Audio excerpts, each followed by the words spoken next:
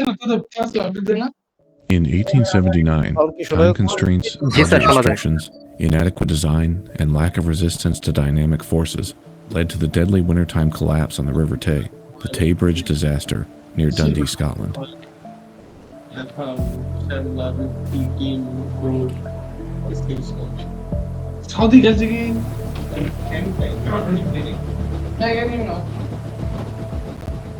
It was a windy December evening on the River Tay near Dundee, in an area in the east of Scotland just north of Edinburgh, where the Tay meets the North Sea. Winds well known to be high in this area frequently, and on this day, reaching record speeds of 50+ miles per hour due to a major storm in the area. When traversing the Tay Rail Bridge, a bridge that crosses the Firth of Tay at the city of Dundee on the north side and the village of Wormit on the south side, a single-track bridge at the time, it was mandatory for all trains to adhere to a one train on the bridge at a time crossing system, even if more than one were going in the same direction.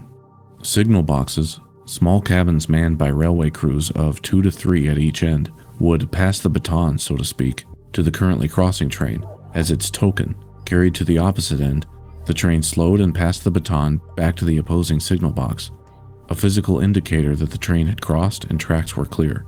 Workers in the signal boxes would then communicate this to each other via telegraph wires installed along the bridge. On the evening of Sunday, just past 1900 hours, December 28, 1879, darkness had set in when the steam-powered passenger train of the North British Railway, or NBR, accelerated onto the bridge from the south side, bound for Dundee. An express train from Edinburgh, with 5 passenger cars and 59 total souls aboard, NBR employee John Watt watched as it departed from the south signal box and witnessed a significant amount of sparks emanating from its rear car. These sparks cutting through the darkness as the train faded into the distance.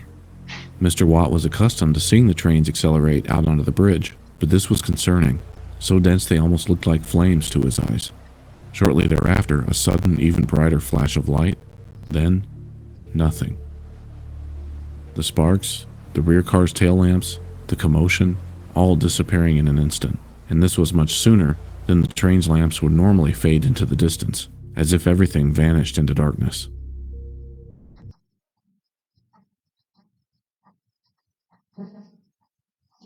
Sir ক্লাসটা কি recording হচ্ছে?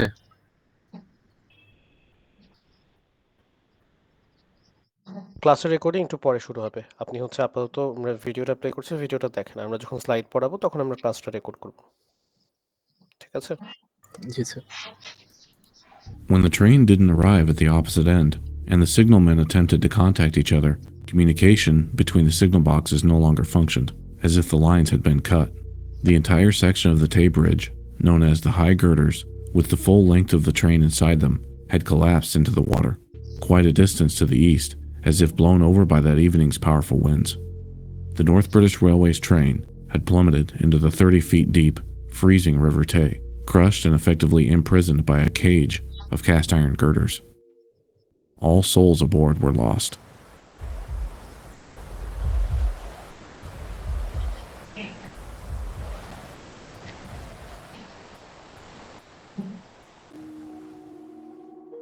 Mr. Smith, the Dundee station master, and Mr. Traynor, a Dundee locomotive foreman, after hearing news from the north signal box that something was wrong, took it upon themselves to venture on foot out onto the bridge. It was a long, precarious walk, though, due to such severe winds, but other than the sparks, mysterious disappearance, and absence of the train after 35 minutes had passed, observed by signal box crews, no one had any idea what had happened. Smith and Traynor, having neared what was now the end of the north section, saw sloping broken rails, and beyond this, nothing but void, not even able to see the still standing south portion through the darkness and storm. Rescue was attempted by boats in the area, but the high winds were making this perilous as well, and upon finally reaching the site, no one was to be found on the surface. In fact, aside from the wind and waves caused by the storm, the site of the tragedy was devoid of any activity, everything and everyone effectively trapped underwater, one side of the high girders barely peaking above the waves. In the days to follow, in fact for several weeks, divers, recovery vessels, investigators would do all they could to at least determine identities, find belongings, recover the bodies of the passengers, but even then, It was mostly girders that could be recovered in sizable pieces initially. It wasn't until April of the following year that 2 of the carriages could even start to be lifted out of the water. An islet, a small island, is now seen in the Firth, where no islet existed before, and its component parts are loose stones, fragments of iron and wood, together with mangled human bodies. Many believe the near-complete disintegration of the passenger carriages was a testament to just how weak they were in their own structure. Some cars reduced to what was referred to at the time as matchwood, splinters so small as if to be matchsticks. The locomotive would be one of the largest, intact portions of the train recovered, along with its coal tender car, and went on to be restored and put back into service. Only a report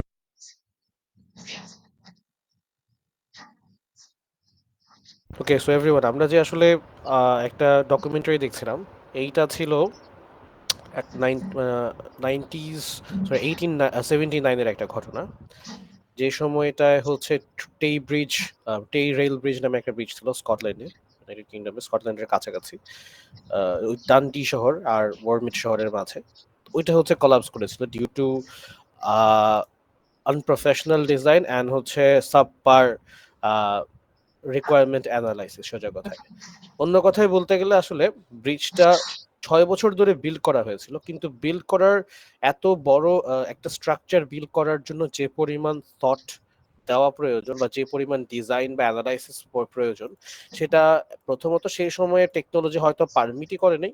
দ্বিতীয় ব্যাপারটা হচ্ছে সেটা হয়তো পুরোপুরি আসলে সম্ভবও ছিল না, একটা কথা। দ্বিতীয় কথা হচ্ছে আপনার সেটা ইচ্ছারও কমতি ছিল, অবভিয়াসলি ডেডিকেশনের কমতি ছিল। আর কোড অফ এথিক্স যেটা, সেটা হচ্ছে এমন কোনো কোড অফ এথিক্স অর এমন কোনো নিয়ম, রুলস এন্ড রেগুলেশন ছিল না যেটা ইঞ্জিনিয়ারদের মেনে চলতে হতো তখনকার দিনে, বা কোনো ওয়ার্কারদের মেনে চলতে হতো। দ্যাটস ওয়াই হয়তো আসলে এই ধরনের মানে এই ধরনের বিশাল ডিজাস্টারাস সিচুয়েশন অ্যারাইজ করতো প্রিভিয়াসলি। তো ইন আর্লি ডেজ, মানে a few centuries ago, তো এই ধরনের সিচুয়েশন যখন অ্যারাইজ করতো, তো এর পরে হচ্ছে দেখা যেত মানুষজন চিন্তা করতো যে এইটা আসলে কিভাবে প্রিভেন্ট করা যায় ইন দ্য ফিউচার। তো যদি আমাদের কোনো একটা ব্রিজ বিল্ড করার আগে set of rules and regulations থাকে, যে এটা হচ্ছে আসলে কোয়ালিটি টেস্ট করার জন্য, কোয়ালিটি অ্যাসিওর করার জন্য, যদি set of engineering ethics or rules থাকে যেগুলো ভায়োলেট করলে কোনো একটা স্ট্রাকচারকে পারমিশন দেওয়া হবে না, তাহলে হয়তো ভবিষ্যতে এই ধরনের অ্যাক্সিডেন্ট তাহলে হয়তো ভবিষ্যতে এই ধরনের অ্যাক্সিডেন্ট অ্যাভয়েড করা সম্ভব। এই ধরনের একটা কনসেপ্ট থেকেই আসলে ইঞ্জিনিয়ারিং এথিক্স এর কনসেপ্টটা আসলে এসেছে। তো এখন কথা হচ্ছে, এর ধরনের কিছু ডিজাস্টার আসলে আমরা প্রিভিয়াস ক্লাসে একটা দেখেছিলাম, স্পেস শাটল অ্যাক্সিডেন্ট, এরপর আজকে দেখলাম টেই ব্রিজ, এবং আরেকটা ডিজাস্টার হচ্ছে এরকম বোস্টন মোলাসেস ডিজাস্টার, যেখানে আগুনে এরকম বিশাল একটা ইন্ডাস্ট্রিয়াল এরিয়া আসলে জ্বলে পুড়ে ছারখার হয়ে গেছিল। তখন প্রচুর ক্ষয়ক্ষতি, মানে আর্থিক ক্ষয়ক্ষতির সাথে সাথে হচ্ছে হিউম্যান লাইফস এর ক্ষয়ক্ষতি হয়েছিল। তো আলটিমেটলি এই যে বোস্টন মোলাসেস ডিজাস্টারের পরপরই আসলে কোনো একটা প্রফেশনাল অর ইন্ডাস্ট্রিয়াল এস্টাবলিশমেন্ট করার জন্য যে যে রুলস এন্ড রেগুলেশনস বা লাইসেন্সিং, কোড অফ এথিক্স কি কি মেনে চলতে হবে, এই ধরনের একটা হচ্ছে set of rules establish or law দিয়ে, বাই ল, এটা হচ্ছে এস্টাবলিশ করা হয়েছিল, যেটা আগে ছিল না।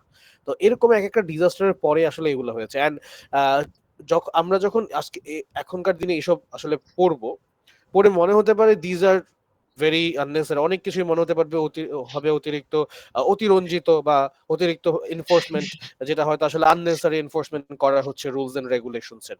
এটা আসলে না, এই প্রত্যেকটা রুলস এন্ড রেগুলেশনস কোনো না কোনো ডিজাস্টারকে ফলো করে, কোনো না কোনো ইনসিডেন্টকে ফলো করে এসেছে, যেটা হচ্ছে আজকে ফুললি ডেভেলপড আমরা বিভিন্ন অর্গানাইজেশন, ইঞ্জিনিয়ারিং অর্গানাইজেশনের আসলে কোড অফ এথিক্স এর মধ্যে রিফ্লেক্টেড হতে দেখি। So first of all, let's discuss about the social responsibilities of engineers. As engineers, you serve the society.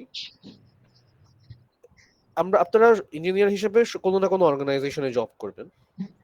So ওই অর্গানাইজেশনে জব করলে of course you are serving that organization particularly, but in general you are serving the as the society as a whole, right? ওই অর্গানাইজেশনের কোনো না কোনো purpose তো আছে এই সোসাইটিতে। For example, that organisation could be an educational organization, could be a commercial organization, could be an industrial organization, যেটাই হোক তার কোনো না কোনো ইম্প্যাক্ট সোসাইটিতে আছে। সো অ্যাজ ওয়ার্কার্স, তার মানে আপনাদেরও কিছু কিছু না কোনো ইম্প্যাক্ট অবশ্যই সোসাইটিতে থাকবে, the impact of your work. So oftentimes as workers we forget about that.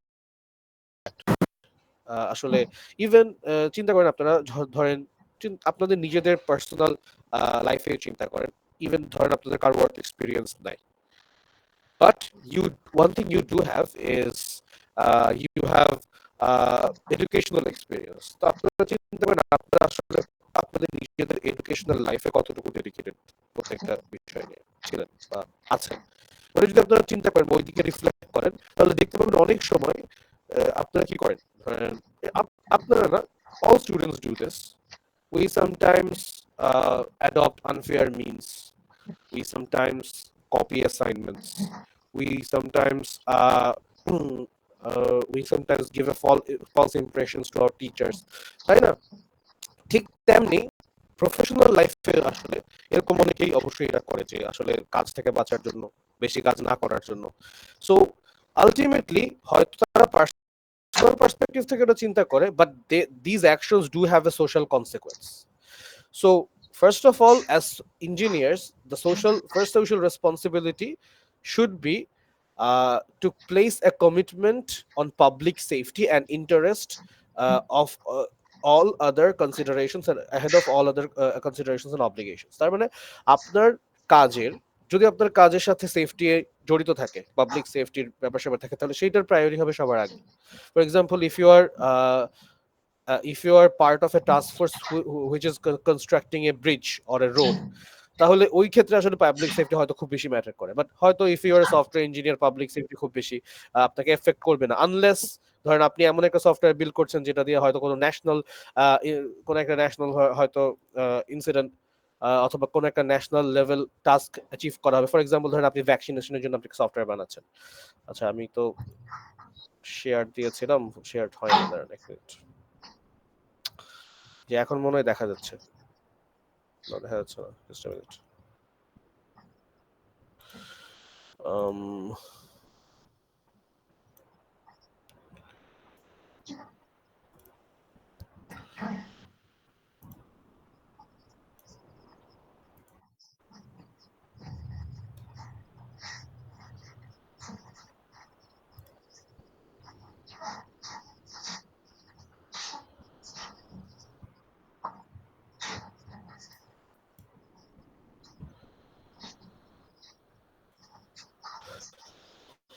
এখন দেখা যাচ্ছে না? আমি যে স্লাইডের মধ্যে অ্যানোটেট করছি ওটা দেখতে পাচ্ছেন? জি স্যার, দেখা যাচ্ছে। ওকে, সো ফার্স্টে যেটা বলেছিলাম, first social responsibility is to place public safety above all else, and second is take responsibility of your actions, show due regard to consequences of your conduct. তার মানে হচ্ছে আপনি যে কাজটা করবেন ওইটা যে ফলাফলটা আসবে ওইটাকে আসলে treat that with respect, because আপনার কাছে মনে হতে পারে ওটা খুব একটা সিগনিফিকেন্ট না, but that might bring about very significant circumstances. Third of all,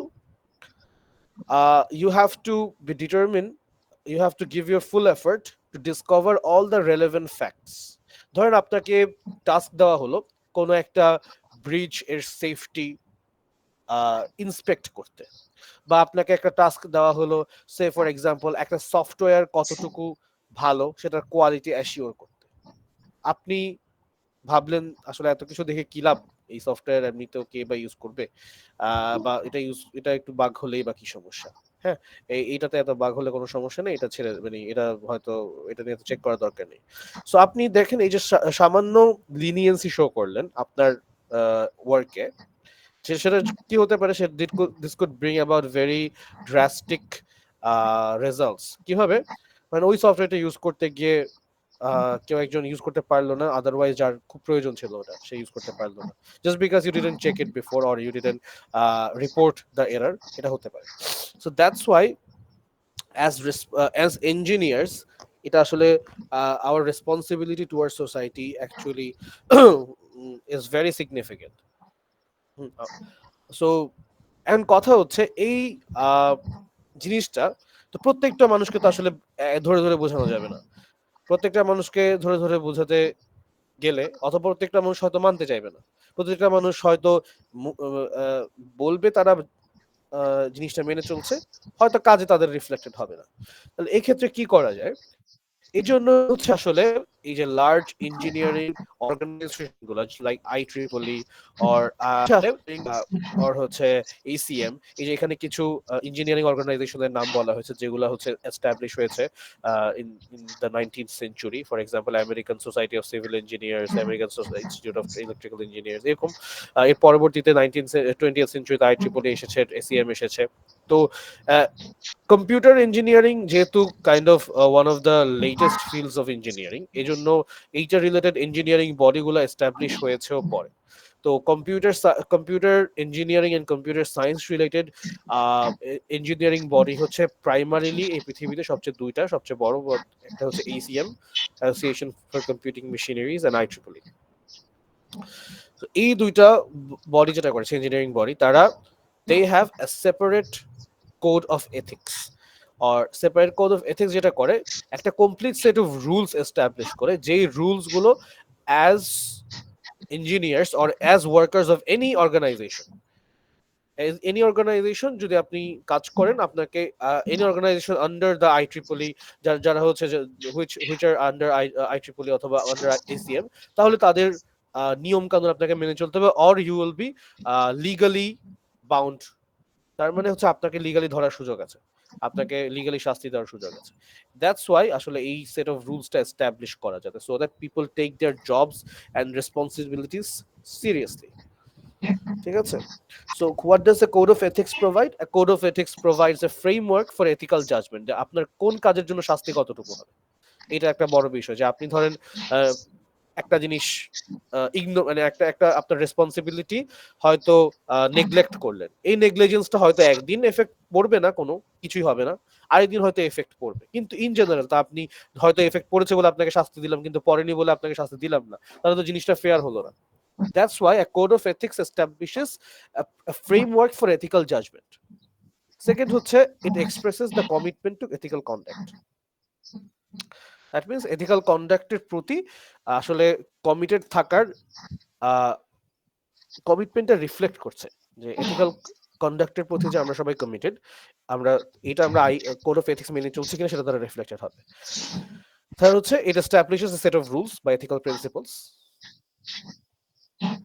And fourth is, this code defines the role of responsibilities of professionals. তার মানে প্রত্যেকটা প্রফেশনালের রেসপন্সিবিলিটি কি হবে সেটা এই সেট অফ রুলস থেকে ডিফাইন করা যায়। ওকে,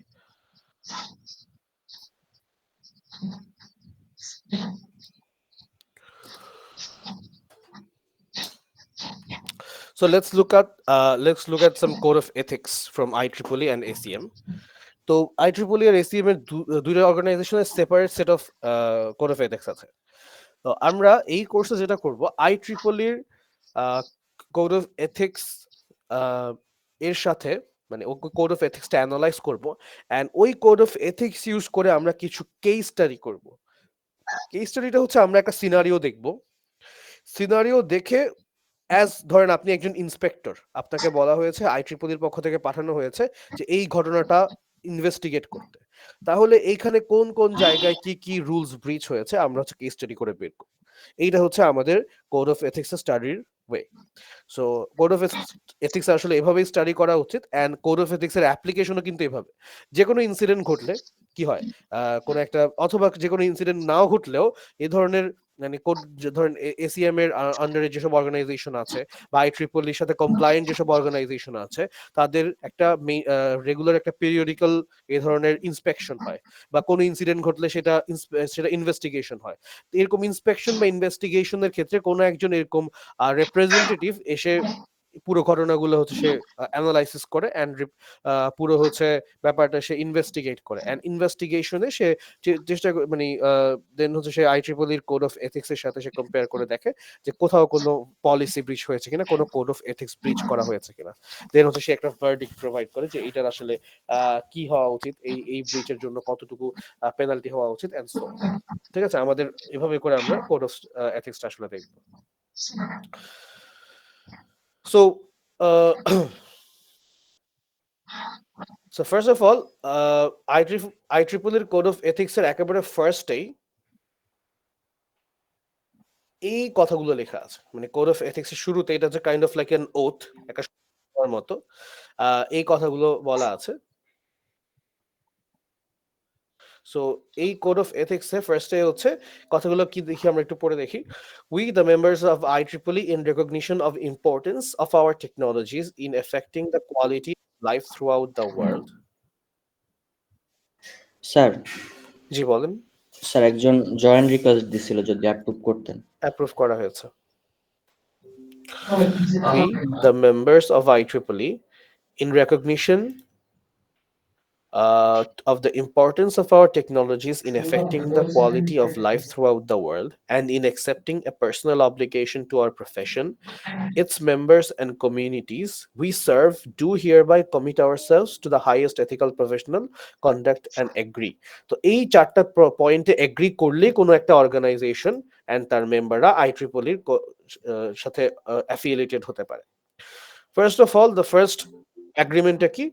We hold paramount the safety, health and welfare of public, তার মানে সবকিছুর আগে safety, health and welfare of public, to strive to comply with ethical design and sustainable development practices. Ethical design এর practices কি কি, sustainable হচ্ছে ডেভেলপমেন্টের practices কি কি, সেটা হচ্ছে আলাদা সেট অফ রুলস আছে, ওগুলো মেনে চলতে হবে। প্রথমে হচ্ছে পাবলিক সেফটি, হেলথ, এরপরে হচ্ছে সাস্টেনেবল ডেভেলপমেন্টের এথিক্যাল ডিজাইন মেনে চলতে হবে, এন্ড থার্ড হচ্ছে and to disclose promptly factors that might endanger public or environment, তাহলে পাবলিক আর এনভায়রনমেন্টকে এন্ডেঞ্জার করবে এমন ফ্যাক্টর গুলো as soon as possible এটাকে ডিসক্লোজ করতে হবে, সবাইকে জানাতে হবে, এটা পাবলিক নলেজ করে দিতে হবে। আদারওয়াইজ যেটা হবে, আপনি ধরেন আপনার কোম্পানির কোনো ভুল হয়েছে, তো আপনি ভাবলেন আমার মানে রেপুটেশনের হার্ম হবে, আমি এটা লুকিয়ে যাই বা কোনো না কোনো ভাবে ব্রাইবের মাধ্যমে এটাকে ইয়া করে ফেলি, ধরেন এটাকে নেগোশিয়েট করে ফেলি, এটা করা যাবে না। You have to disclose the information which might endanger the public or the environment. Second হচ্ছে to avoid real perceived conflicts of interest whenever possible. That means অন্যান্য affiliated members and অন্যান্য organizational bodies সাথে conflict of interest যথাসম্ভব এড়িয়ে চলতে হবে। and এই conflict of interest মানে কি, এখানে একটা জিনিসটা ক্লিয়ার করা উচিত। conflict of interest refers to, ধরেন when two organizations have competing interest, ধরেন আপনার গোল হচ্ছে অবজেক্টিভ এ অ্যাচিভ করা, ধরেন সেটা হতে পারে কোনো একটা মার্কেটের কোনো একটা certain amount of profit maximize করা, আপনার প্রফিট ম্যাক্সিমাইজ করা, সেটা করতে গিয়ে হয়তো অন্য আরেকজনের প্রফিট কমে যাচ্ছে, ঠিক আছে, অন্য আরেকজনের প্রফিট কমে যাচ্ছে বা তার লস হচ্ছে, বা তার সেটা হতে পারে, লস তো হতেই পারে, ইকোনমিক লসের কথা যদি আমরা না বলি, হয়তো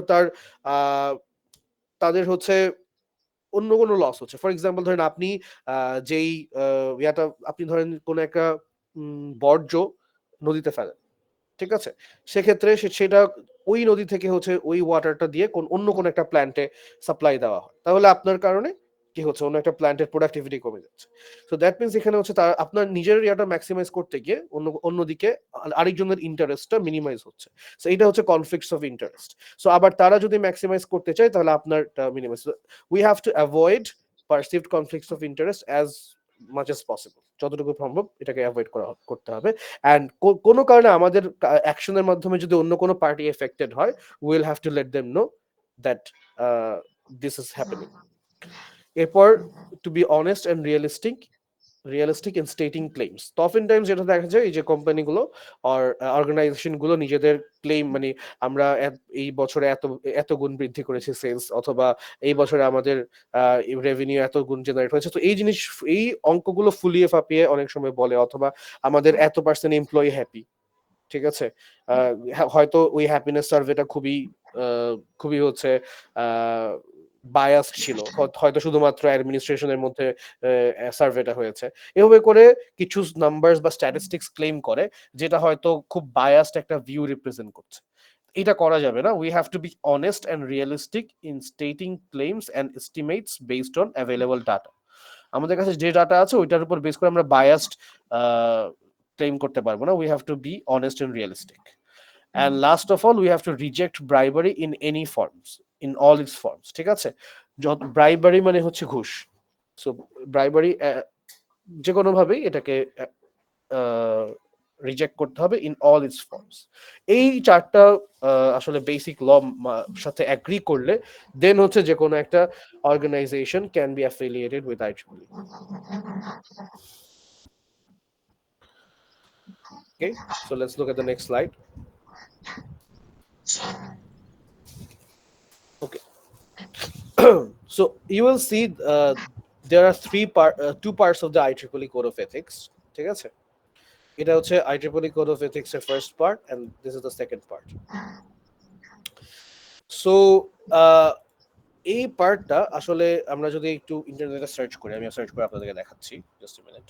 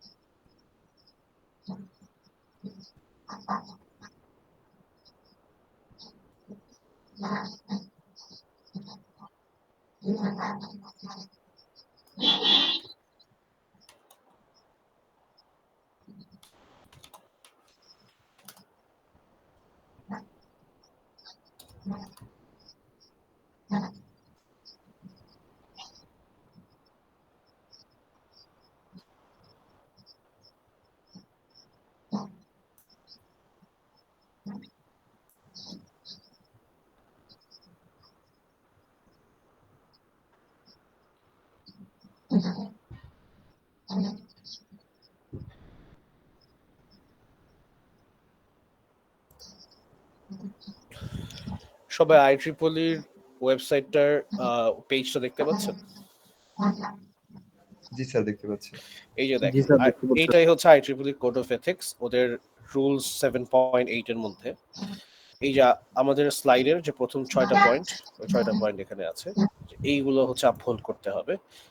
and if you uphold this then হচ্ছে আপনি IEEE সাথে অ্যাফিলিয়েটেড হতে পারবেন। আফটার দ্যাট আরো অনেকগুলো রুল আছে যেগুলো হচ্ছে আমাদের হয়তো আমরা স্লাইডে শেয়ার করিনি। তো এখানের মধ্যে ফার্স্ট অফ অল এই যে এখানে যেটা করতে হবে, এই যে 2 আর 3 দিয়ে, এটা হচ্ছে 7.8.2.7 7.8.2.7 8 and 9। এই জিনিসগুলো হচ্ছে আসলে সেকেন্ড পার্ট, যেটা হচ্ছে আমাদের স্লাইডে আছে। তো বেসিক্যালি আসলে এইটাই হচ্ছে আপডেটেড কোড অফ এথিক্স। এটা কখন লাস্ট আপডেটেড হয়েছে দেখতে হবে। আর এটা একটা কপি ডাউনলোড করে দেখি। Okay, so this is the IEEE code of ethics. এটা লাস্ট অ্যাডপ্টেড করা হয়েছে 2020 সালে। ঠিক আছে? সো এইটা হচ্ছে বেসিক্যালি আমাদের মানে স্লাইডে দেখানো হয়েছে আর কি, বা স্লাইডে এটা একটা মডিফাইড ফর্ম দেখানো হয়েছে। তো বেসিক্যালি এটা হচ্ছে আপনাদের রেফারেন্স ম্যাটেরিয়াল। রেফারেন্স ম্যাটেরিয়াল বলতে এইটা দেখে আপনাদের মানে পড়াশোনা করতে হবে বা IEEE কোড অফ এথিক্স নিয়ে এখান থেকে পড়তে হবে। ঠিক আছে? So let's check out the code of ethics, এখানে কি বলা হয়েছে। তো হোল প্যারামাউন্ট দেখলাম, টু ইমপ্রুভ আন্ডারস্ট্যান্ডিং। আচ্ছা, সো এইখানে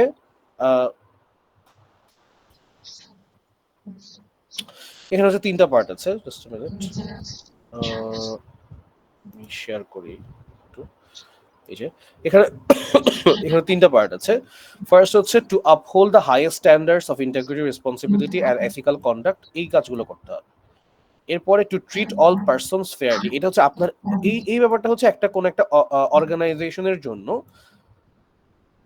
মানে ওই অর্গানাইজেশনের কোয়ালিটি মেইনটেইন করতে এই কাজগুলো করতে হবে। দেন হচ্ছে ওই অর্গানাইজেশনের মধ্যে যে এমপ্লয়ি গুলো আছে তাদের মধ্যে ফেয়ারনেস রক্ষা করার জন্য 7, 8, 9 এই পয়েন্টগুলো মেনে চলতে হবে। And finally to strive to ensure this code is upheld by colleague and coworkers, মানে এমপ্লয়ীদের মধ্যে একজন আরেকজনের সাথে যে রিলেশনশিপ সেইটা যদি আমরা আপহোল্ড করতে চাই তাহলে আমাদের নাম্বার 10 যেটা একটা দেখি। প্রথমে হচ্ছে একটা অর্গানাইজেশনকে কি করতে হবে। ফার্স্ট অফ অল একটা অর্গানাইজেশনকে they should hold paramount the safety, health and welfare of the public and strive for to comply with ethical design and sustainable development practices. ঠিক আছে? To protect privacy of others and to disclose promptly factors that might endanger public or environment. এটা তো আমরা discuss করেছি already. এবার যেটা করতে হবে সেটা হচ্ছে দে হ্যাভ টু, যে কোনো একটা organization they have to try to improve the understanding by individuals and societies and the capabilities and societal implications of conventional and emerging technologies. এর মিনিংটা হচ্ছে তাদের ওই অর্গানাইজেশন যেই টেকনোলজিগুলো অ্যাডপ্ট করে অ্যান্ড যে টেকনোলজিগুলো নতুন নতুন তৈরি করবে, সোজা কথা ধরেন আপনি একটা সফটওয়্যার কোম্পানিতে জব করছেন, বা তাহলে ওই সফটওয়্যার কোম্পানি যেই টেকনোলজি ইউজ করে, টেক স্ট্যাক ইউজ করে, অ্যান্ড ওই টেক স্ট্যাক ইউজ করে যেই নতুন টেকনোলজি বা যে নতুন প্রোডাক্টগুলো তৈরি করছে, এই প্রোডাক্টগুলোর ভালো দিক, খারাপ দিক, ভালো দিকের ফলাফল কি, খারাপ দিকের ফলাফল কি, এইটা ডিসক্লোজ করতে হবে। এটা সবাইকে এটাকে হচ্ছে ডিসক্লোজ করতে হবে first of all, and then they have to improve the understanding of individuals বলতে কারা, যে individuals within your organization. First of all আপনাদেরকে জানাতে হবে আপনার অর্গানাইজেশন সবাই কি ক্লিয়ার যে আপনি যে প্রোডাক্টগুলো বানাচ্ছেন সেটার ভালো দিক খারাপ দিক কি, সেটা ফার্স্ট অফ অল ক্লিয়ার করতে হবে। এন্ড দেন বাইরের যারা আপনার প্রোডাক্ট ইউজ করবে, আপনার হচ্ছে হয়তো ক্লায়েন্ট যারা, তারা হচ্ছে ক্লিয়ার কিনা যে আপনার যে প্রোডাক্টগুলো আপনি তৈরি করছেন সেটার ক্যাপাবিলিটি কতটুকু, এই ক্যাপাবিলিটির বা ল্যাকিংস এর ইমপ্লিকেশন কি, এন্ড এই জিনিসগুলো তাদের ভালো মতো আন্ডারস্ট্যান্ডিং থাকতে হবে, না থাকলে সেটা আপনাকে ইমপ্রুভ করতে হবে। থার্ড, আমরা অলরেডি ডিসকাস করেছি, to avoid real or perceived conflicts of interest whenever possible, discuss হয়েছে। ফোর্থ হচ্ছে to avoid unlawful conduct in professional activities and to reject, মানে আনলফুল যে কোনো কন্ডাক্ট রিজেক্ট করতে হবে, ব্রাইবারি অর ঘুষ রিজেক্ট করতে হবে। To seek, accept, and offer honest criticisms of technical work, to acknowledge and correct errors, to be honest and realistic in stating claims. এর মধ্যে to be honest and realistic in stating claims এটা আমরা দেখেছি। আর এটার মানে হচ্ছে to seek and accept honest criticism, তার মানে হচ্ছে কেউ যদি আপনার কাজের ভুল ধরিয়ে দেয়, ওই ভুলটা আপনাকে মেনে নিয়ে you have to concede your mistakes and you have to correct your mistakes. 6 হচ্ছে to maintain and improve technical competence and to undertake technological tasks for others only if qualified by training or experience. তার মানে first of all you have to maintain and improve your technical competence, তার মানে আপনার যতটুকু technical দক্ষতা আছে, competence আছে, সেটাকে মেইনটেইন করার চেষ্টা করতে হবে এন্ড এটাকে ক্রমাগত ইমপ্রুভ করার চেষ্টা করতে হবে। আপনি যেই ফিল্ডে থাকেন না কেন, if you are a civil engineer, if you are a computer engineer, you have to maintain your skills and improve your skills. আর আরেকটা জিনিস যেটা করতে হবে সেটা হচ্ছে অনলি তখন আপনি কাজ নিতে পারবেন, কারো সাথে contractual work you can take contractual work only when you are licensed and you are qualified to take that work. আপনি কোয়ালিফাইড না, এরপরে আমি কোন রকমে করে ফেলবো, এটা ভেবে কাজ নেওয়া যাবে। ঠিক আছে, এইটা হচ্ছে you have to comply or uphold these standards so that you can be affiliated with IEEE. Next হচ্ছে এইগুলো হচ্ছে আসলে এই স্ট্যান্ডার্ড গুলো কেন শুধুমাত্র IEEE সাথে অ্যাফিলিয়েটেড হওয়ার জন্য না, এটা হচ্ছে as a whole integrity and responsible behaviour and ethical conduct promote করার জন্য, প্রফেশনাল একটা এনভায়রনমেন্ট তৈরি করার জন্য। নেক্সট হচ্ছে অন্য to treat all persons fairly, মানে আপনার অর্গানাইজেশনের মধ্যে ইকুয়ালিটি মেইনটেইন করার জন্য কি কি করতে হবে। ইকুয়ালিটি মেইনটেইন করার জন্য first of all you have to treat all person fairly and not to treat or not to engage in discriminations based on anything, কোন রকম ডিসক্রিমিনেশন করার জন্য such as racial discrimination, religious, gender, disability, age, nation, orientation, gender, anything, কোন কিছুর বেসিসে discrimination করা যাবে না। এরপর হচ্ছে কোন রকমের হ্যারাসমেন্ট অর বুলিং করা যাবে না। Bullying and harassment of any types by anyone is not okay. এরপর অ্যাভয়েডিং ইনজুরি টু আদার্স, এটা হচ্ছে আরেকটা ইম্পর্টেন্ট জিনিস, যে অন্য কারো ম্যালিগনেন্ট কোনো এফেক্ট আসতে পারে, এমন কোনো ম্যালিশিয়াস অ্যাকশন বা ইভেন রুমারও প্রপাগেট করা যাবে না যেটা ভার্বালি অর ফিজিক্যালি অন্য কাউকে অ্যাবিউজের শিকার করবে। এটা হচ্ছে ওয়ার্ক প্লেসে ওয়ার্কপ্লেসে আপনার professional integrity and respect and equality maintain করার জন্য code number 7, 8 and 9। Code number 10 হচ্ছে to maintain relationship between workers. You have to support your colleagues and co-workers in the following and this code of ethics to strive and ensure the code is upheld and not to retaliate against individuals reporting a violation. তার মানে এইটা লাস্টটা দেখেন, first of all you have to support your colleagues and co-workers. Support কোন দিকে করবেন, তারা যাতে এই কোড অফ এথিক্স মেনে চলতে পারে ওই জন্য হচ্ছে সাপোর্ট করতে হবে তাদেরকে, যে তারা যদি মেনে না চলে তাহলে তাদেরকে বা তাদেরকে মেনে চলার জন্য আপনার ইন্সপায়ার করতে হবে। এন্ড কেউ যদি এই এথিক্স এর মানে এই কোড অফ এথিক্স ভায়োলেশনকে রিপোর্ট করে, মানে অন্য একজন ধরেন কোড অফ এথিক্স ভায়োলেট করছে, কেউ একজন যদি রিপোর্ট করে তাহলে আপনি তার বিরুদ্ধে কথা বলতে পারবেন, তার এগেইনস্টে যেতে পারবেন। এটা হচ্ছে নাম্বার 10। সো বেসিক্যালি এখন কথা হচ্ছে এই 10টা এথিক্স শুনে তো অনেক আইডিয়ালিস্টিক কথাবার্তা মনে হচ্ছে, এই 10টা কোড অফ এথিক্স কখন ইউজ করে? এগুলো হচ্ছে বেসিক্যালি এগুলো হচ্ছে মানে set of rules and laws এর মতো বলতে পারেন। যখনই কোনো একটা ইনসিডেন্ট হয় বা যখনই কোনো একটা ইন্সপেকশন হয় বা ইনভেস্টিগেশন হয়, তখন প্রত্যেকটা ইন্ডিভিজুয়ালের অ্যাকশনকে এই 10টা পয়েন্টের এগেইনস্টে কম্পেয়ার করে দেখা হয় যে কোন পয়েন্টটা ব্রিচ হয়েছে। যদি কোনো একটা ব্রিচ হয় দেন ওই পয়েন্টের ব্রিচ অনুযায়ী তাকে নেসেসারি পেনাল্টি দেওয়া হয়। ঠিক আছে, that is how code of ethics is enforced. Okay.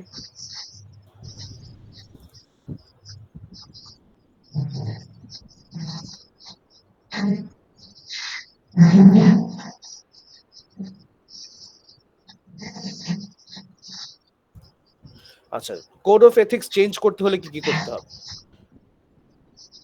So কোনো একটা ইনস্টিটিউট যদি চায় যে আমার জন্য স্পেশাল আরেকটা কোড অফ এথিক্স থাকবে, বা আমি এই কোড অফ এথিক্সটাকে মডিফাই করব বা কোনো চেঞ্জ আনবো, ঠিক আছে, তাহলে যেটা করতে হবে, তাহলে proposed changes shall have been published in the institute at least 3 months in advance. তার মানে at least 3 মাস আগে আপনার ইনস্টিটিউটের মধ্যে এটা পাবলিশ করতে হবে যে এই জিনিসটা ঘটবে, এই চেঞ্জটা আসবে আমাদের code of ethics. All IEEE major boards shall have the opportunity to discuss the proposed changes. And এটা হচ্ছে আসলে তাদের সাথে কমপ্লাই করতে হবে, এন্ড তাদের IEEE মেজর বোর্ডের 2/3 ভোট অ্যাকোয়ার করতে হবে, তাইলে হচ্ছে আপনি পারবেন এটা চেঞ্জ করতে। এরপর হচ্ছে similarly ACM code of ethics আছে, ACM কোড অফ এথিক্স এখানে বলা হয়েছে। সো আমরা যেটা করব আজকে, দেখি আমরা একটা কেস স্টাডি করব।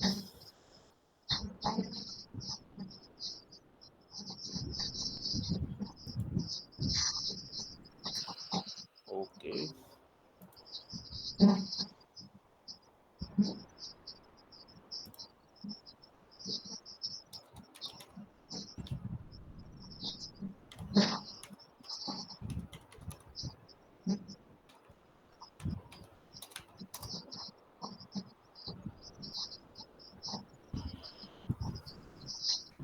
আচ্ছা, সো আমরা একটা কেস স্টাডি করব। এই কেস স্টাডিটা করব আমরা IEEE এর কোড অফ এথিক্স এর রেসপেক্টে না, but rather we will use the ACM code of ethics to study this case. তার আগে ACM কোড অফ এথিক্স সম্পর্কে কিছু বলে নিই। ACM কোড অফ এথিক্স এর 3টা পার্ট আছে, আমি একটু সার্চ দিয়ে ACM এর ওয়েবসাইট থেকে আপনাদেরকে দেখাই।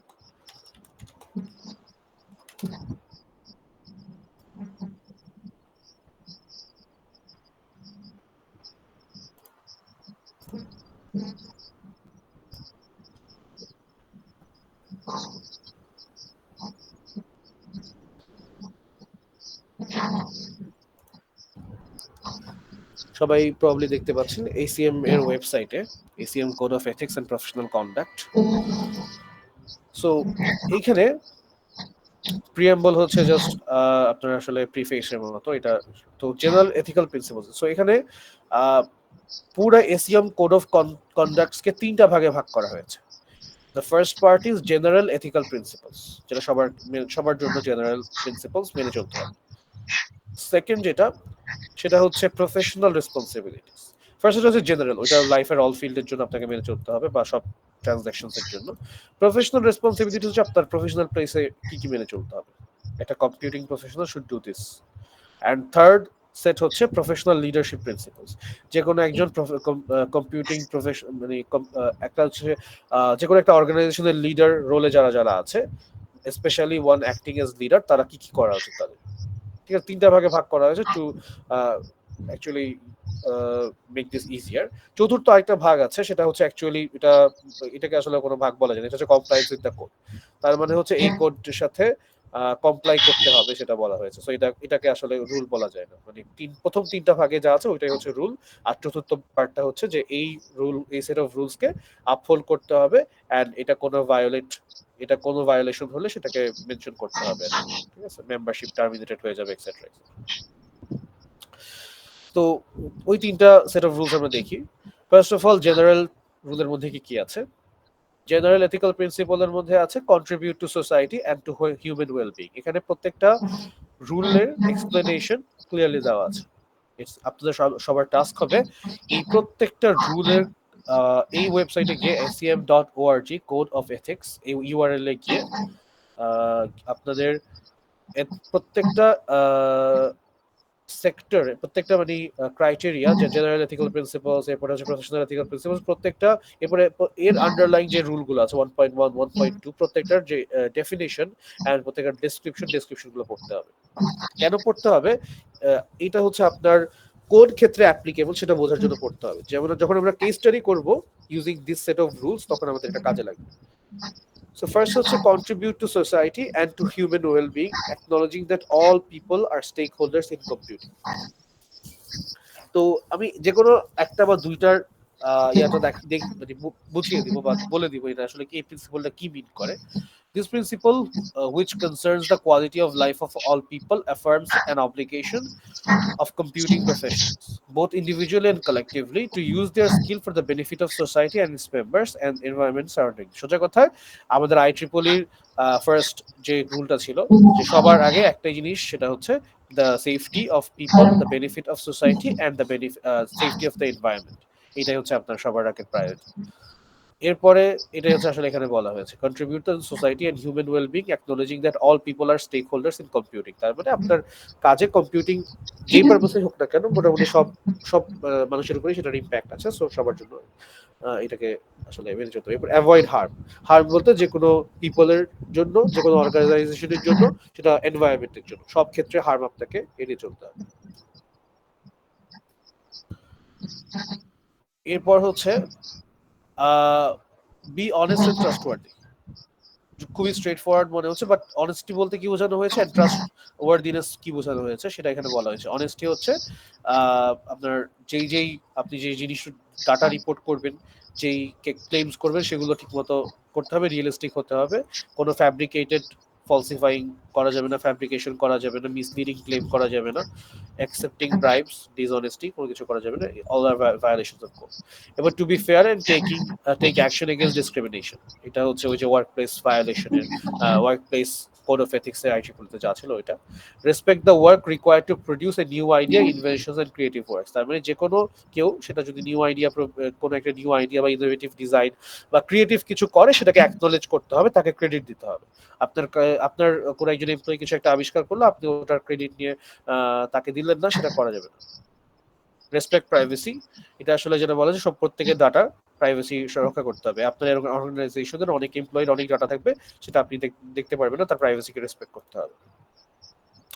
অনার কনফিডেন্সিয়ালিটি হচ্ছে বেসিক্যালি একজনের সাথে আপনার যে আলাপ হয় সেটা যেন অন্যরা জানতে না পারে, এটা হচ্ছে confidentiality. In context of ACM code of ethics, confidentiality হচ্ছে ট্রেড সিক্রেটস। ধরেন আপনি একজন আপনি একজন এমপ্লয়ি হিসেবে তো আপনার কোম্পানির অনেক সিক্রেট জানেন, যে তারা কিভাবে কি ডিজাইন করে, তাদের ডিজাইন কি, তাদের কোডিং প্র্যাকটিসেস কিরকম, তাদের কি কি ভালনারেবিলিটি আছে সফটওয়্যারে, এগুলো আপনি পাবলিক করতে পারবেন না। You have to honour this secrets, you have to honour the confidentiality and the agreement you have with your employer or employee. About professional responsibilities, to strive to achieve high quality tasks, maintain high standards of professional competence, conduct ethical practice, know and respect existing rules pertaining to professional work. ঠিক আছে, একটা করে বলি। First of all strive to achieve high quality work, তার মানে আপনার গোল হবে high quality work produce করা, ওইটাই আপনার চেষ্টা হবে। Second, maintain high standards of professional competence, সর্বোচ্চ স্ট্যান্ডার্ড মেইনটেইন করার চেষ্টা করবেন অফ প্রফেশনাল কম্পিটেন্স, আপনার স্কিলের সর্বোচ্চটা দেওয়ার চেষ্টা করবেন কোন একটা টাস্কে। Know and respect existing rules, যে রুল আপনার জানা আছে সেই রুলটাকে আপনার রেসপেক্ট করতে হবে।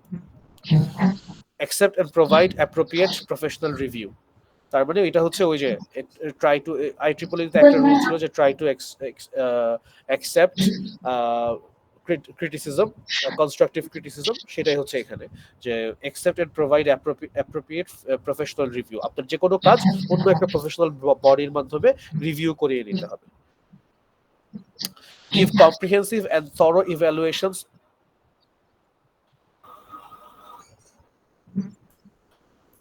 give comprehensive and thorough evaluations of computer systems and their impacts, including analysis and possible risks. এটা হচ্ছে IEEE এর একটা কোড অফ কন্ডাক্ট ছিল, যেটা যে কোনো কিছু যেটা মানুষকে হার্ম করবে সেটা আগে থেকে ডিসক্লোজ করে ফেলতে হবে। এটা হচ্ছে এটার করেসপন্ডিং ল এখানকার। Give comprehensive and thorough evaluations of computer systems and their impacts, আপনার যে কম্পিউটার সিস্টেমগুলো আপনি তৈরি করবেন বা ইউজ করবেন সেগুলোর ইম্প্যাক্ট কি হবে সেটা কম্প্রিহেন্সিভ এন্ড থরো একটা ইভ্যালুয়েশন প্রোভাইড করতে হবে। Perform work only in areas of competence, এটা হচ্ছে ওই যে কোনো লাইসেন্স ছাড়া কোনো কাজ বা এগ্রিমেন্ট বা কন্ট্রাক্ট নেওয়া যাবে না, সেই রুলটা। Foster public awareness and understanding of computing related technologies and their consequence, তার মানে পাবলিককে অ্যাওয়ার করতে হবে কম্পিউটিং রিলেটেড টেকনোলজিস এন্ড তাদের ফলাফল সম্পর্কে। Access computing communication resources only when authorized and compelled by the public good, এইটা একটু ইম্পর্টেন্ট ব্যাপার। সেটা হচ্ছে আপনি কোনো রিসোর্স হতে পারে কোনো ডাটা, বা হতে পারে যেমন ধরা যাক রিসোর্স হতে পারে একটা পিস অফ সফটওয়্যার, সেটা হতে পারে একটা ফাইল, একটা ডাটা। এই ডাটা আপনি তখনই অ্যাক্সেস করতে পারবেন দুইটা, either when you are authorised, তার মানে ওইটা করার পারমিশন আপনার কাছে আছে, অথবা when compelled by public good. এইটা হচ্ছে খুব স্পেশাল একটা ল বা একটা কোড অফ এথিক। সেটা হচ্ছে আপনি চাইলে আপনি অথরাইজ না আনঅথরাইজড ভাবে কোনো রিসোর্স অ্যাক্সেস করতে পারবেন যদি আপনি প্রুফ করতে পারেন এটা আপনি পাবলিক গুডের জন্য করেছেন। মানে হয়তো কোন একজন হ্যাকার ওটা দিয়ে খারাপ কিছু করছিল, আপনি সেটা পাবলিক গুডের জন্য কম্পেলড হয়ে এটা করছেন। If you can prove that you did this, you unauthorised access this resource for public good, তাহলে হচ্ছে you are exempted from this law. এরপর হচ্ছে design and implement systems that are robust and usably secure, এমন যেসব system রোবাস্টলি and ইউজেবলি secure. রোবাস্টলি মানে হচ্ছে first of all ইউজেবলি secure মানে হচ্ছে ইউজুয়াল ইউজ কেসে এটা সিকিউর, ইউজাররা যখন ইউজ করে এটা সিকিউর। আর রোবাস্টলি মানে হচ্ছে যখন আনইনটেনশনাল ভাবে এটার কোনো একটা মানে এটাকে ইউজ করা হয় তখন ওইটা সিকিউর। ফর এক্সাম্পল কেউ একজন ভুল করে নিজের পিনকোড ভুল দিল অনেকবার, তখনও যাতে সে যাতে কোনো না কোনো ভাবে রিকভার করতে পারে। এরপরে ধরেন সে তার নর্মাল ইউজ কেসেও যাতে সবসময় সিকিউর থাকে, তার ডাটা যাতে থার্ড পার্টি অথবা কোনো ম্যান ইন দ্য মিডল সেটা ক্যাপচার করতে না পারে, মাঝে বসে কেউ যাতে ক্যাপচার করতে না পারে। এইগুলো ছিল এই 2 নাম্বারটা ছিল professional responsibility. Section 2 is professional responsibilities and every computing professional should uphold these responsibilities. Number 3 are professional leadership principles. তার মানে লিডারশিপ প্রিন্সিপলস বলতে সোজা কথায় ম্যানেজমেন্ট এন্ড অ্যাডমিনিস্ট্রেটিভ পজিশনে যারা আছে কোনো একটা কম্পিউটিং অর্গানাইজেশনের, তাদের কি কি রেসপন্সিবিলিটি আছে। তাদের রেসপন্সিবিলিটি চারটা ভাগে ভাগ করে, চারটা কোড অফ এথিক দিয়ে ডিসক্রাইব করা হয়েছে। First, you have to ensure that public good is the central concern during all professional computing work. তার মানে আপনার অর্গানাইজেশন যত কাজ করছে, যত কম্পিউটিং ওয়ার্ক করছে, সবকিছুর কাজের সময় আপনাকে এনশিওর করতে হবে first priority is public good. Second হচ্ছে articulate, encourage acceptance of and evaluate fulfillment of social responsibilities by members of the organization or group.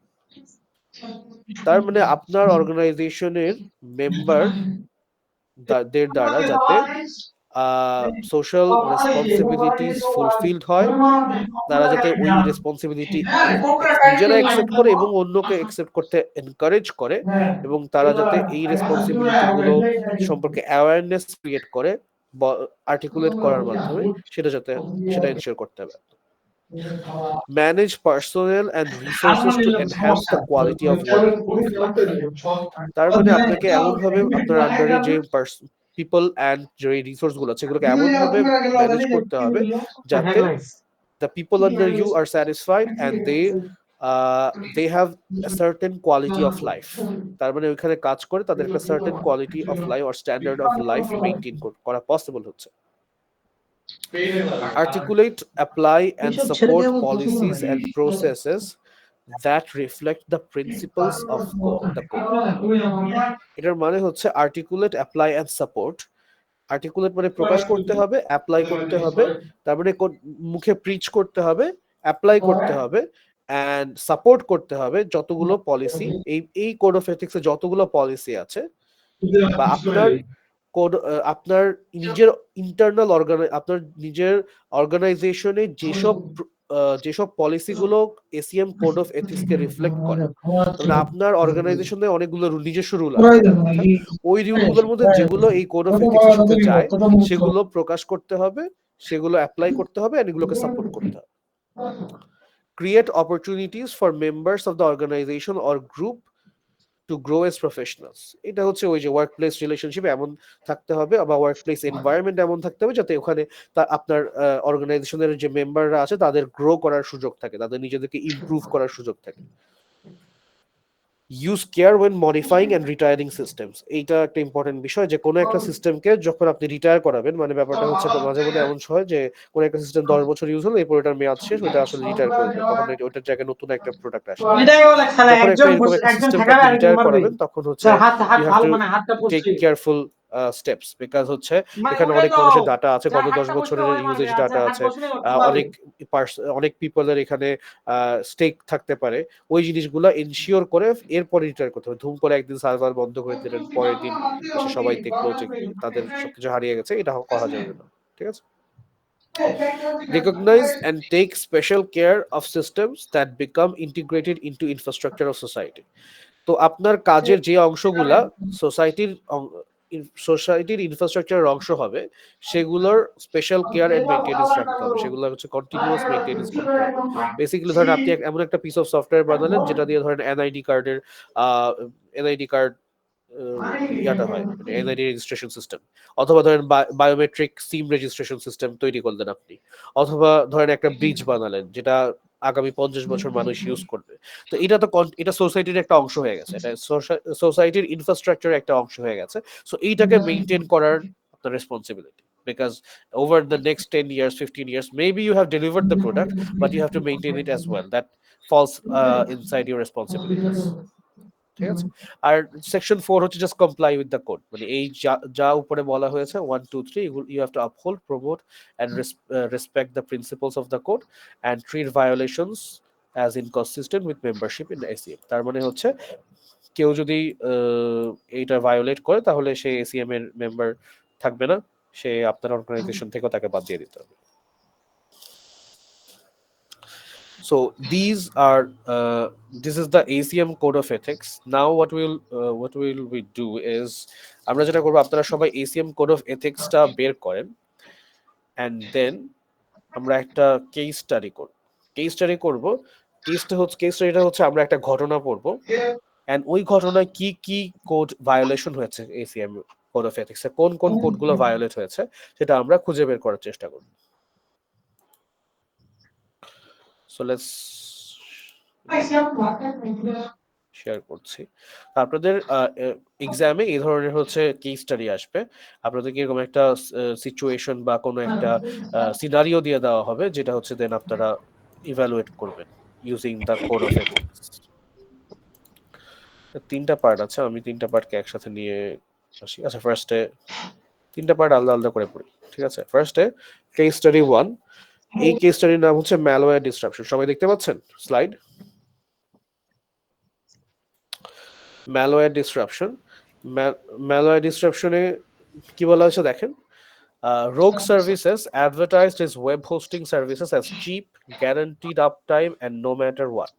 তাহলে আমি একটু মার্কিং করি, এখানে একটা অর্গানাইজেশন দেখা যাচ্ছে রোগ সার্ভিসেস নামে, এই রোগ সার্ভিসেস নামের অর্গানাইজেশনটা যেটা করছে, তারা তাদের একটা ওয়েব হোস্টিং সার্ভিস আছে। ওয়েব হোস্টিং সার্ভিস হচ্ছে অনেকটা অ্যামাজন যেটা করে, যে আপনাকে অন্যদেরকে ওয়েব হোস্ট করতে দেয় নিজেদের সার্ভারে। এইটা হচ্ছে ওয়েব হোস্টিং সার্ভিস, মানে অন্যরা ওয়েব অ্যাপ্লিকেশন রান করবে আপনার সার্ভারে, আপনাকে টাকা পয়সা দিবে, বিল পে করবে। সো এটা হচ্ছে ওয়েব হোস্টিং। এরকম রোগ সার্ভিসেস নামের একটা কোম্পানি আছে, রোগ সার্ভিসেস নামের একটা কোম্পানি আছে যাদের কাজ হচ্ছে যারা নিজেদের ওয়েব হোস্টিং সার্ভিসকে অ্যাডভার্টাইজ করে cheap, guaranteed uptime and no matter what. তার মানে এটা সস্তা, এটা অলওয়েজ আপ থাকে, অ্যান্ড এটা কখনো ডাউন হয় না। ঠিক আছে? While some of Rogue's clients were independent web-based retailers, the majority were focused on malware and spam. তার মানে এই রোগ সার্ভিসেসের কিছু কিছু ক্লায়েন্ট অ্যাকচুয়ালি আসলেই ওয়েব অ্যাপ্লিকেশন, মানে ওয়েবসাইট হোস্ট করছিল, আর বাকিরা ম্যাক্সিমামই ছিল হ্যাকার। ঠিক আছে? তো তারা হচ্ছে মানে অন্যের কম্পিউটারে স্প্যাম ছড়ানোর জন্য ওই রোগ সার্ভিসেস ইউজ করতো। তো তারা হচ্ছে তাদের এরকম একটা ম্যালিশিয়াস ওয়েবসাইট হোস্ট করে রাখতো রোগের ইয়াতে, হোস্টিং এ। দেন হচ্ছে মানুষকে কোনো না কোনো ভাবে লুর করে ওই ওয়েবসাইটে আনলে মানুষের থেকে ডাটা স্টিল করতো, বা আনএথিক্যাল ভাবে হ্যাকাররা যা করে ওইভাবে করে হ্যাক করতো। ঠিক আছে? মানুষের হচ্ছে ডাটা চুরি করে নিয়ে যেত এন্ড সো অন। সিনারিওটা বুঝতে পারছেন? তো রোগ সার্ভিসেসের কিছু ক্লায়েন্ট হচ্ছে ভালো, আসলে ওয়েব বেসড রিটেলার্স, বাকিরা হচ্ছে সবাই মানে কি, বাকিরা হচ্ছে আপনার সবাই হ্যাকার বা আনএথিক্যাল ইউজার্স। তো তারা আনএথিক্যাল ইউজার্সরা কি করতো, বটনেটস ইউজ করতো। বটনেট মানে হচ্ছে একটা নেটওয়ার্ক অফ ম্যালিশিয়াস কম্পিউটার্স। ঠিক আছে? Use Rogue's reliability guarantees to protect their command and control servers from takedown attempts. So several botnets used Rogue's reliability guarantees to protect their command and control servers from takedown attempts. আচ্ছা বলেন, কেউ একজন hand raise করেছেন মনে হয়, নূর হোসেন চৌধুরী। নূর হোসেন, আচ্ছা। So রোগের কি গ্যারান্টি ছিল, তারা কি গ্যারান্টি দিচ্ছিল, তারা কি প্রোভাইড করে? চিপ আর হচ্ছে গ্যারান্টিড আপ টাইম, তার মানে কখনোই ডাউন হবে না। তো নর্মালি আপনি যদি ধরেন এই ধরনের ম্যালিশিয়াস ওয়েবসাইট হোস্ট করেন, ধরেন আপনি অ্যামাজনের AWS এ এই ধরনের একটা সাইট হোস্ট করছেন, কিছুক্ষণ পর AWS আপনাকে বন্ধ করে দিবে, বলবে এই ধরনের সাইট আমাদের এখানে হোস্ট করা যাবে না। বুঝা গেছে? তো রোগ কি করছিল, রোগ হচ্ছে এটা করতো না, যেহেতু তারা গ্যারান্টি দিয়েছে যে কেউ আমাদের এখানে এই সাইটটা ইউজ করতে পারবে, আমাদের ওয়েব হোস্টিং যে কেউ ইউজ করতে পারবে। সো হ্যাকাররা তাদের ম্যালিশিয়াস ওয়েবসাইট গুলো বা বটনেট গুলো রোগের এই গ্যারান্টির কারণে আপ রাখতে পারতো। তো ওরা রোগ সার্ভিসেসের এই যে এই গ্যারান্টিটার সুযোগ নেওয়ার চেষ্টা করছে, কারণ তারা জানে যে তাদের ম্যালিশিয়াস ওয়েবসাইট গুলো কেউ বন্ধ করবে না, রোগ তো অবশ্যই বন্ধ করবে না, বিকজ তাদের সার্ভিসের গ্যারান্টি হচ্ছে guaranteed uptime, no matter what. So তারা হচ্ছে এটা সুযোগ নিয়ে ম্যালিশিয়াস ওয়েবসাইট আপ করে রেখেছিল রোগের ওয়েব হোস্টিং এ। হ্যাঁ, তো এই ম্যালিশিয়াস সাইট গুলা স্প্যাম থেকে শুরু করে আদার ফ্রডুলেন্ট অ্যাক্টিভিটিস করতো। ঠিক আছে? So corrupted advertisement often link to code hosted on rogues exploit, মানে হচ্ছে করাপ্ট কিছু অ্যাডভার্টাইজমেন্ট দিত। এই যে মাঝে মধ্যে আপনাদের কাছে ইমেল আসবে, এই যে ধরেন আপনি 10 কোটি টাকা জিতেছেন, এই লিঙ্কে ক্লিক করে যান, গিয়ে হচ্ছে ওই টাকা নিয়ে নেন। তো আপনি ক্লিক করলে এরকম রোগের এরকম একটা কোনো ইয়াতে চলে যাবেন, ওয়েব হোস্টিং কোনো একটা ম্যালিশিয়াস ওয়েবসাইটে চলে যাবেন, ওখানে বলবে আপনার ক্রেডিট কার্ডের ডিটেল দিতে, এক্সেট্রা আপনার কার্ডে টাকা পাঠিয়ে দিবে, এমন কিছু। তো এই ধরনের ফ্রডুলেন্ট অ্যাক্টিভিটিস বা করাপ্টেড অ্যাডভার্টাইজমেন্ট করা হতো থ্রু রোগস ওয়েব হোস্টিং। ঠিক আছে? সো এরপরে হচ্ছে আরো কি কি করা হতো, যে কেউ যদি ওই ওয়েবসাইট ভিজিট করে তার পিসিতে হচ্ছে ওই যে র্যানসমওয়্যার, মানে হচ্ছে উইন্ডোজ র্যানসমওয়্যারে পড়লে মাঝে মধ্যে দেখবেন সবকিছু লক হয়ে যায়, এরপর টাকা খুঁজে যে $500 দিলে আমি আনলক করে দেবো, নাহলে দিব না। এরপরে হচ্ছে ভাইরাস ছড়িয়ে দিতে দেয় অন্যের পিসিতে। এই ধরনের আনএথিক্যাল অ্যান্ড করাপ্টেড কাজকর্ম করা হচ্ছে রোগের ওয়েব হোস্টিং কি ইউজ করে, ম্যালিশিয়াস ইউজাররা করছিল। তো এখন সমস্যাটা হচ্ছে, despite repeated requests from major ISPs, সব আইএসপি রোগকে রিকোয়েস্ট করছিল যে এই জিনিসটা বন্ধ করে দিতে, যে আপনারা এই ব্যবস্থা নেন, আপনারা যারা যারা আপনাদের এখানে ফ্রডুলেন্ট অ্যাক্টিভিটি করতেছে ওদেরকে কিছু একটা করেন, মানে তাদের তাদের হচ্ছে এটা বন্ধ করে দেন, সার্ভিস গুলো বন্ধ করে দেন বা ওয়েবসাইট গুলো বন্ধ করে দেন, etcetera. But rogue refuse to intervene, rogue refuse to intervene with this services. Rogue বললো না, এটা আমি করবো না, because citing there no matter what pledge, কারণ আমাদের প্রমিসই হচ্ছে নো ম্যাটার হোয়াট আমরা হচ্ছে আপনাকে সার্ভিস দিব, আপনি যেই হোক না কেন, যে কাজই করেন না কেন, আমাকে সার্ভিস দিব, এন্ড আপনি যদি খারাপ কাজ করেন এটা আপনার দায়, আমার কোনো দায় নেই। So citing there no matter what policy or pledge, they try to circumvent this situation, তারা এটা ইগনোর করার চেষ্টা করবে। Furthermore, international pressure from other governments failed to induce national level intervention. তার মানে হচ্ছে অন্যান্য দেশের গভর্নমেন্টরা রোগ সার্ভিসেস যে দেশে অবস্থিত সেই দেশের সরকারকে প্রেশার দেওয়ার চেষ্টা করলেও ন্যাশনাল লেভেল ইন্টারভেনশন হয়নি, ওই দেশের গভর্নমেন্টও কোনো ব্যবস্থা নেয়নি রোগের সিস্টেমস এর এগেইনস্টে, বা তাদেরকে কোনো প্রেশারাইজ করেনি। As rogue was because Rose was based on a country whose law did not adequately prescribe such hosting activities. এটা রিজনটা হচ্ছে যেই কান্ট্রিতে রোগ এস্টাবলিশড ওই কান্ট্রির লতে আসলে এই ধরনের কোনো সাইবার ক্রাইম অর এই ধরনের ওয়েব হোস্টিং রিলেটেড কোনো ল নাই আর কি, যে কারণে তাদের বিরুদ্ধে কোনো ব্যবস্থা নেওয়া যায়। এখন দ্য থার্ড পার্ট, আলটিমেটলি রোগ ওয়াজ ফোর্সিবলি টেকেন ডাউন। এক সময় রোগকে ফোর্সিবলি বন্ধ করে দেওয়া হয়েছে। কিভাবে বন্ধ করেছে? through a coordinated effort from multiple security vendors working with several government organizations. অনেকগুলো দেশের গভর্নমেন্ট অর্গানাইজেশন মিলে অনেকগুলো বেশ কিছু বড় বড় সিকিউরিটি কোম্পানিকে হায়ার করলো, হায়ার করে তাদেরকে টাস্ক দিল যে এই রোগকে বন্ধ করে দাও, জোর করে হলে বন্ধ করে দাও, ওরা তো ভালো কথা শুনতেছে না, ওদেরকে বন্ধ করে দাও। So this effort consisted of targeted worms that spread through rogues network. তো যেটা তারা ওই সিকিউরিটি কোম্পানিগুলো মিলে একটা টিম গঠন করেছে, তাদের কাজ হচ্ছে রোগ সিস্টেমস এর ভেতরে কিছু ভাইরাস ছড়িয়ে দেওয়া, ওয়ার্ম মানে হচ্ছে one type of computer virus, সেটা ছড়িয়ে দেওয়া। এই ভাইরাসগুলো যেটা করবে, রোগের সবগুলো মেশিনগুলোকে টেক ওভার করবে, করে একসময় তাদের সব ডাটাগুলোকে ডিলিট করে দিবে, ডিলিট করে ওদের সার্ভারগুলোকে বন্ধ করে দিবে, ঠিক আছে, এরকম একটা কাজ করবে। তো as a result all of rogues clients were affected. তার মানে এখন সবার ডাটা যেহেতু ডিলিট হয়ে গেছে, তার মানে রোগের সব ক্লায়েন্টের ডাটা ডিলিট হয়ে গেছে রোগ সার্ভিস বন্ধ করতে গিয়ে। যারা ট্রুলি আসলে ভালো ক্লায়েন্ট ছিল, অ্যাকচুয়ালি নর্মাল ক্লায়েন্ট ছিল, তারাও তাদের ডাটাও ডিলিটেড হয়ে গেছে, আবার যারা হ্যাকার ছিল ওদের ডাটাও ডিলিট হয়ে গেছে। So no other ISPs reported any impact from the worm. তার মানে রোগের বাইরে কেউ এফেক্টেড হয় নাই, বাট রোগের ভেতরে যারা যারা ছিল তাদের যত ক্লায়েন্ট ছিল সবাই এফেক্টেড হয়েছে।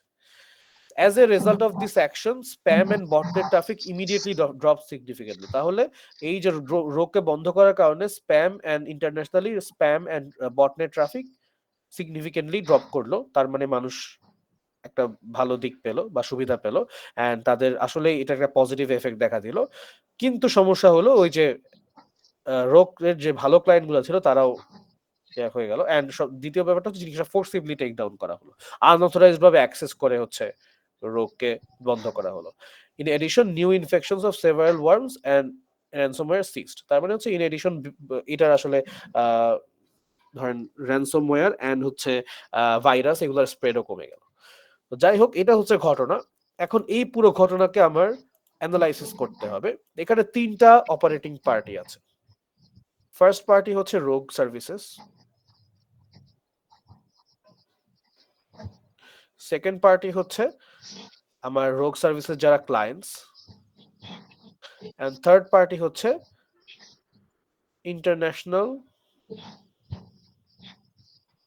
গভর্নমেন্ট যারা মিলিতভাবে উদ্যোগ নিয়ে রোগকে বন্ধ করেছে।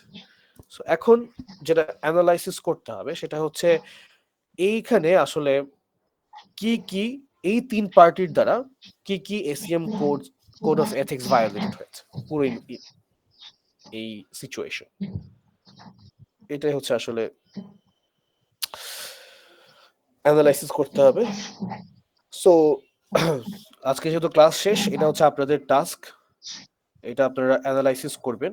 স্লাইডে একটা সলিউশন দেওয়া আছে, বাট সলিউশন না দেখে আপনারা হচ্ছে নিজেরা কোড অফ এথিক্স দেখে স্লাইডে নেই এমন কোনো ইয়া যদি বের করতে পারেন তাহলে আপনাদেরকে বোনাস দেওয়া হবে। ঠিক আছে, বোনাস মার্কস দেওয়া হবে। সো আপনাদের হোমওয়ার্ক হচ্ছে study this HW, analyze this case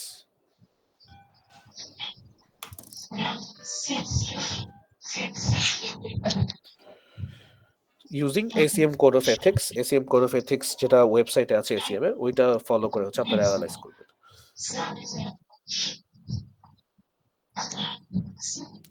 ওকে, আমাদের ক্লাসের টাইম শেষ হয়ে গেছে, আমি অ্যাটেন্ডেন্স নিচ্ছি, সবাই রেসপন্ড করবেন।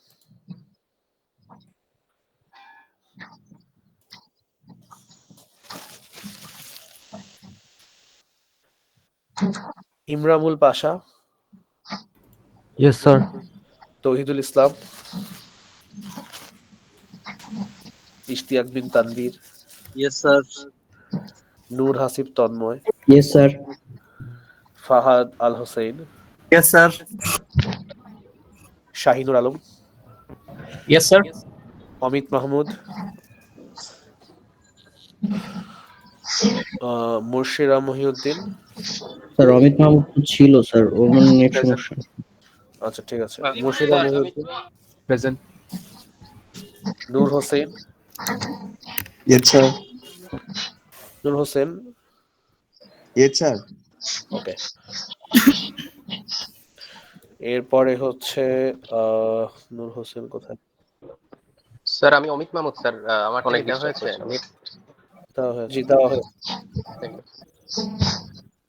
আচ্ছা, মুর্শিরা মহিউদ্দিন কি ছিলেন অ্যাবসেন্ট? আসি স্যার। আচ্ছা ঠিক আছে। আচ্ছা, এরপরে হচ্ছে রিয়াদ খান,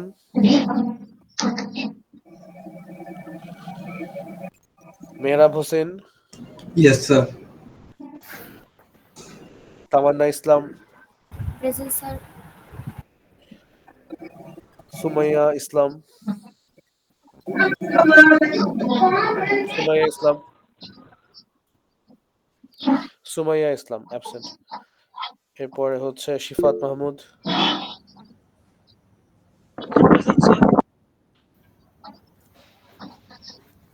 শিফাত মাহমুদ, আচ্ছা, Prantik Kumar, yes sir. Irfanuzzaman, yes sir. Khademul Islam, yes sir.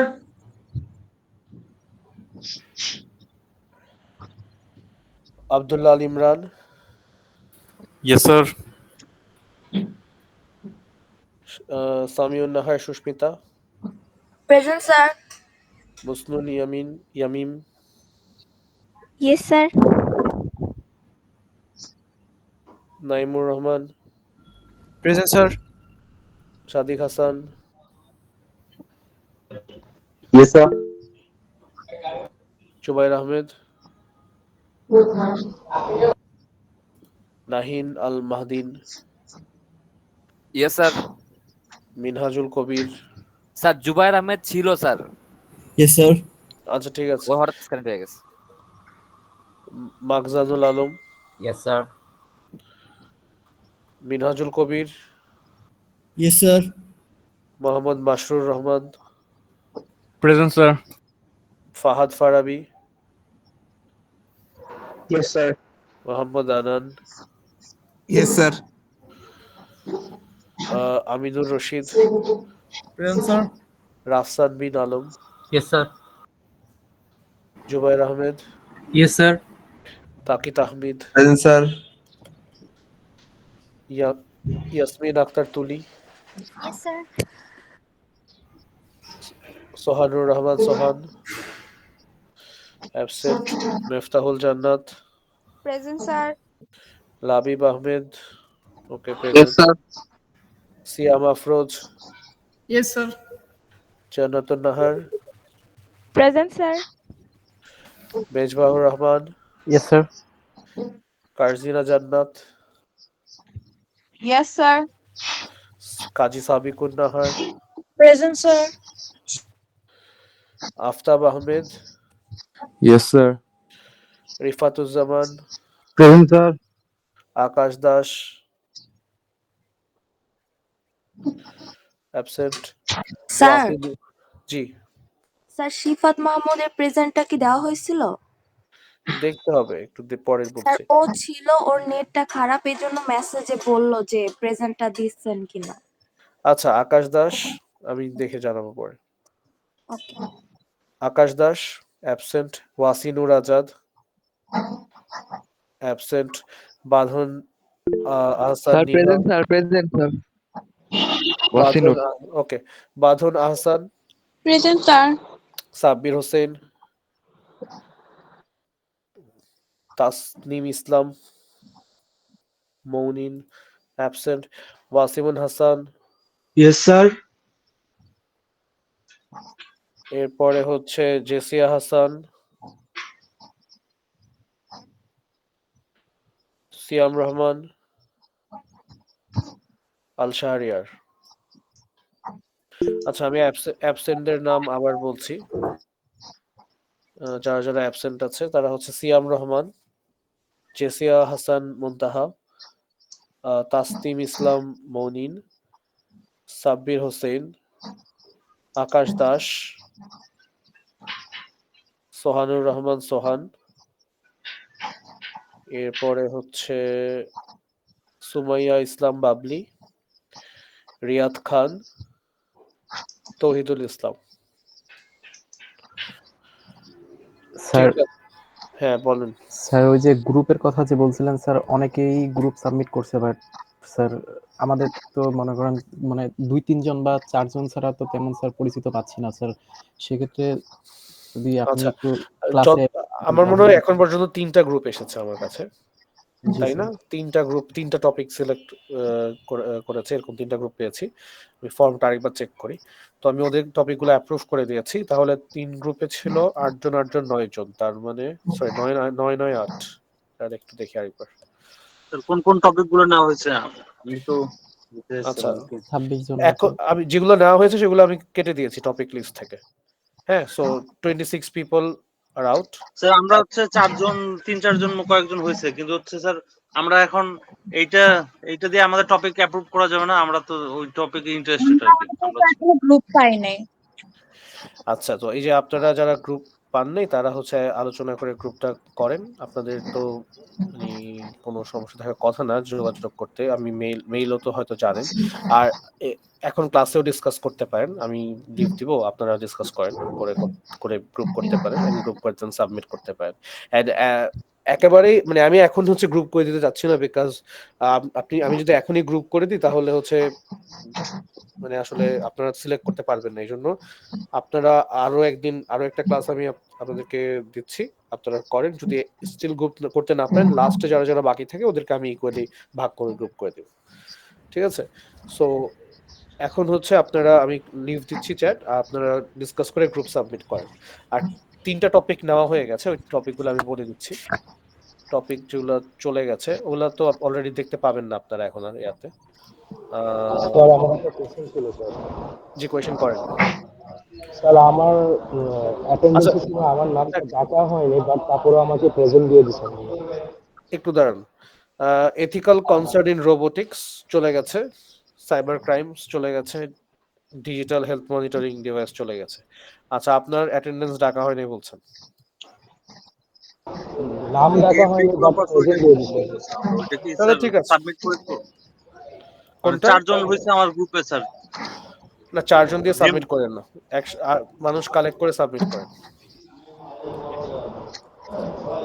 আচ্ছা অ্যাটলিস্ট স্যার, আরো 4 জন কালেক্ট করেন। আপনাদের মতো আরো 4 জনের একটা গ্রুপ পেলে ভালো। জি বলেন। স্যার ওই যে মিডের যে রিপোর্টটা আছে কেউ কেউ সাবমিট করতে পারে নাই, এর জন্য যে এখন যদি নতুন মেবি একটা নিয়ম হয়েছে যে আগে ড্রাফটে থাকে সাবমিট করার আগে। সো অনেকে ভেবেছিল যে হয়তো সাবমিট হয়ে গিয়েছে, কিন্তু এরপর ওরা জানো যে ফাইনাল সাবমিট করতে হয়। আপনারা কি এলএমএস এ সাবমিট করেছেন?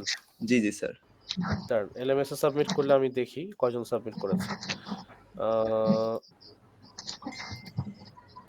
সাবমিশন দেখতে পাচ্ছি ড্রাফটের ইস্যুটা আমার হয়েছে স্যার। ড্রাফট 7টা ড্রাফট আছে যেগুলো সাবমিট করা হয়নি। সো এইটা হচ্ছে আপনারা শান্তনু স্যারকে মেল করতে হবে। শান্তনু স্যারকে মেল করলে স্যার হয়তো যেগুলো যেগুলো ড্রাফট আছে ওগুলোও কনসিডার, কারণ এটা ইভ্যালুয়েট করবেন স্যার, আমি তো ইভ্যালুয়েট করবো না। মানে মিডের আগের অ্যাসাইনমেন্টটা শান্তনু স্যার ইভ্যালুয়েট করবেন, আর মিডের পরের অ্যাসাইনমেন্টটা হচ্ছে আমি ইভ্যালুয়েট করব। ঠিক আছে, থ্যাংক ইউ। আপনারা হচ্ছে শান্তনু স্যারকে একটা মেইল করেন যে 7টা ড্রাফট দেখতে পাচ্ছি, তার মানে 7 জন আছেন এমন যে যারা ড্রাফটে আছে কিন্তু সাবমিট করতে পারেননি, তারা বলে দিন স্যারকে যে আমরা সাবমিট করেছি কিন্তু ড্রাফট থেকে আর ইয়াতে ফাইনাল সাবমিশনে দিতে পারিনি। আচ্ছা, আর কারো কোনো প্রশ্ন আছে? তো একটু দেখুন প্রেজেন্টটা কি দেওয়া হয়েছে নাকি? হ্যাঁ, প্রেজেন্ট দেওয়া হচ্ছে আপনার। আচ্ছা ঠিক আছে, ওকে, তাহলে আমি কলটা লিভ দিচ্ছি, আপনারা ডিসকাস করেন, ডিসকাস করে হচ্ছে ইয়ে করেন। আচ্ছা তানভীর, হ্যালো, হ্যাঁ ভাই, তোমাদের কোন ইয়ে টপিক নিছো? আমি গেম ডেভেলপারস ওইটা নিব আর কি। ও আচ্ছা আচ্ছা, তোমাদের 4 জন হয়েছে নাকি? হ্যাঁ এরকম আর কি, 3-4 জন হয়েছে আর কি, 3 জন ফাইনাল আর 3 জন হয়েছে? আরেকজন, হ্যাঁ 3 জন ফাইনাল আর একজন হচ্ছে ও বলছে যে হ্যাঁ হ্যাঁ আছে আর কি, এই ইকরামুল ভাই। আচ্ছা, social responsibilities of computer engineering in, এটা কেউ আছো? আচ্ছা তানভীর, তোমার গ্রুপে আর কয়জনের জায়গা আছে? আমার গ্রুপে আসতে চাইলে আসতে পারবেন ভাই, গেম ডেভেলপারস ওইটা আমার কাছে ডকুমেন্টস আছে তো কিছু, এর জন্যই আর কি আমি ওইটাতে, মানে যে ওটা ভালো পারে দেখে এটা না আর কি, ওইটা হেল্প পাবো আর কি এর জন্য। বুঝলাম না, আমার সাথে আরো একজন আছে তো সেজন্য বললাম। হ্যাঁ সমস্যা নাই, আপনি আসেন 2 জন তাহলে। আচ্ছা সিয়াম আরো আফরোজ, হ্যালো, তুমি আমি গেম ডেভেলপমেন্টে যাবা? তোমার না, মেসেঞ্জার ওই- গ্রুপটা আমাকে বলিও তো। আমরা জানি কি চুজ Social করছিলাম আমরা, responsibilities সোশ্যাল করে দেবো। রেসপন্সিবিলিটিস। আচ্ছা আচ্ছা, ওই যে সোশ্যাল তাহলে ওই যে রেসপন্সিবিলিটিস আপনার